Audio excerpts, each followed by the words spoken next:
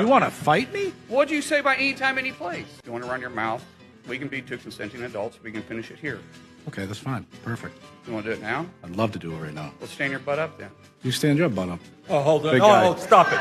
Is that your solution every Hold point? it. No, sit down. Oh, you're a clown. Sit down. Look at you. You know, you're a United States Senator. Sit down. Active. Oh, okay. Sit down, please. This is a hearing.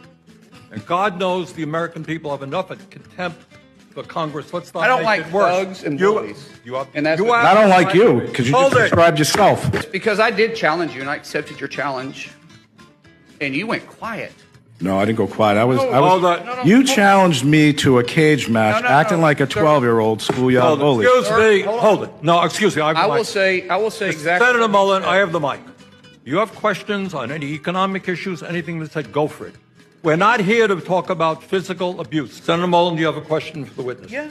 I Okay, think that's let's what we're getting hear it.